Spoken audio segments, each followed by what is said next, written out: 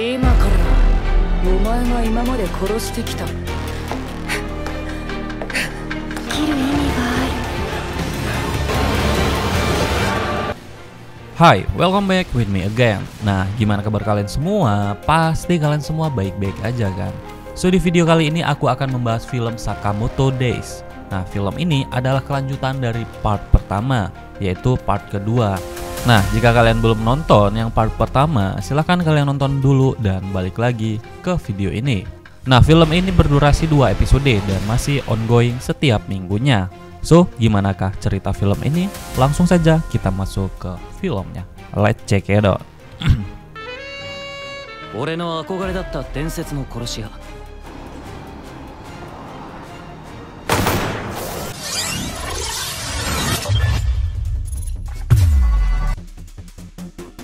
Di awal film kita diperlihatkan terpidana mati yang kabur dari Nusa Kambangan.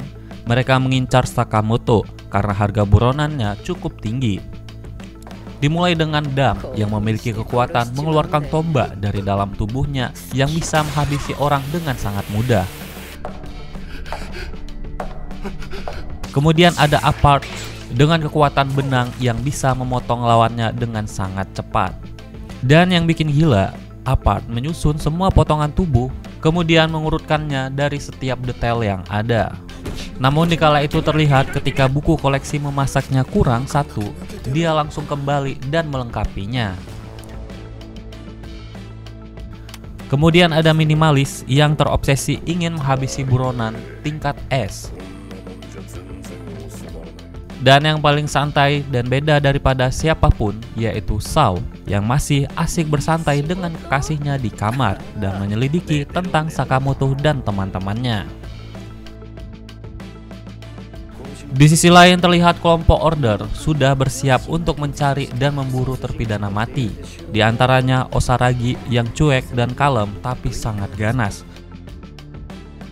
Nagumi, Hyo, Shishiba, dan kakek samurai yang luar biasa yaitu Okamaru yang bisa menghabisi segalanya dengan sekali tebas. Di hari itu, Wutang berkunjung ke toko Sakamoto untuk melihat Lu dan memperingatkan Sakamoto bahwa Aiko telah mengerahkan terpidana mati untuk mengincar kelompok Sakamoto.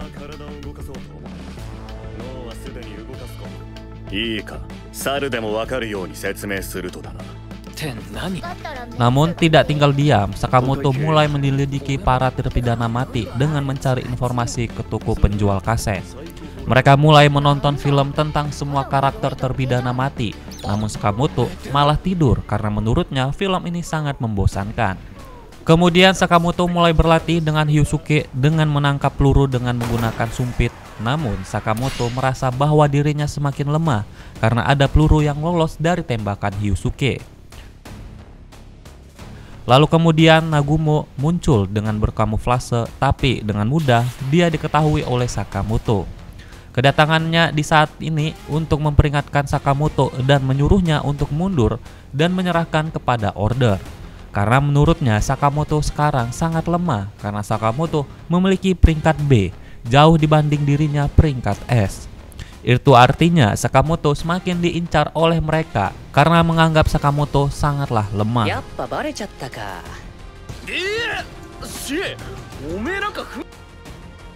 Di sisi lain, Shin dan Lu seperti biasa mengerjakan tugas mereka untuk berbelanja. Namun di sana mereka terkecoh oleh kucing dan anjing yang sangat imut. Tetapi tiba-tiba semua binatang di sana ketakutan. Ternyata salah satu terpidana mati ada di sana dan mengincar mereka berdua. Dia adalah Sao. Menurut informasi, peringkat Shin dan Lu sangatlah rendah. Sao menganggap bahwa mereka berdua bukanlah halangan untuk menyerang Sakamoto. Dengan brutal dia menyerang Lu dan Shin, bahkan hingga membuat tempat tersebut meledak dan membuat Lu pingsan. Ternyata serangan expert seperti Shin tidak berguna karena tidak berpengaruh sama sekali.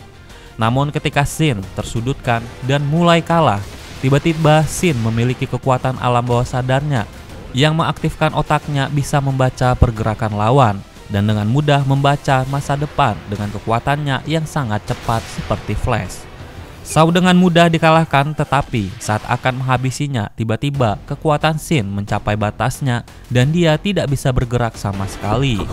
Shin pun mulai dalam bahaya, namun tiba-tiba Lu bergerak dengan sangat cepat akibat meminum etanol, sejenis alkohol murni yang membuatnya mabuk. Lu mulai menggila dan mulai menghabisi Sao dengan mudah dan brutal. Namun Lu seperti beda karakter karena dia telah mabuk mafia. Pergerakan dia pun tidak bisa dibaca hingga membuat Sao terkapar.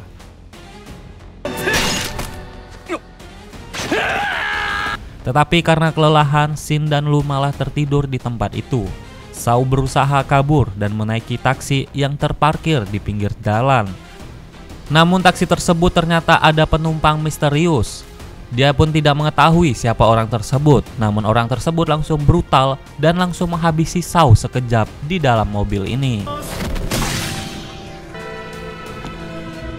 Di sisi lain, Shin mulai sadar dan berusaha membangunkan Lu. Namun tiba-tiba ada sekelompok orang yang muncul di hadapan mereka. Dia adalah kelompok pembersih yang bernama Floater.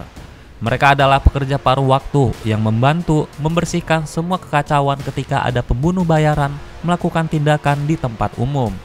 Intinya mereka berusaha menghilangkan jejak agar kembali seperti normal. Di sisi lain, Osaragi yang akan bertugas mendatangi sebuah kuil untuk berdoa dan meminta petunjuk ampunan atas segala dosa-dosa yang telah diperbuatnya. Namun tiba-tiba dia dihampiri oleh Dam. Dengan mendadak Osaragi diserang dengan brutal, namun Osaragi tidak tergores sedikit pun dan malah menyerang Dam dengan sangat brutal sambil berdoa di dalam kuil.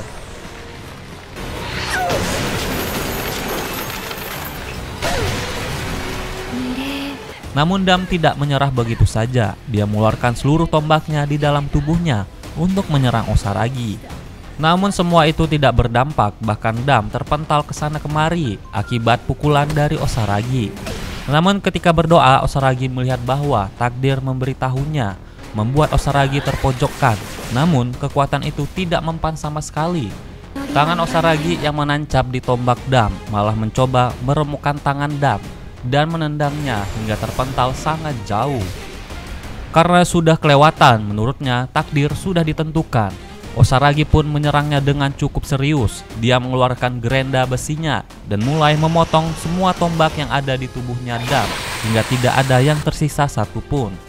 Dia pun melakukannya sambil berdoa kepada Tuhan agar Dam diterima di kehidupan yang selanjutnya, dan akhirnya Dam terkapar dengan gerenda milik Osaragi.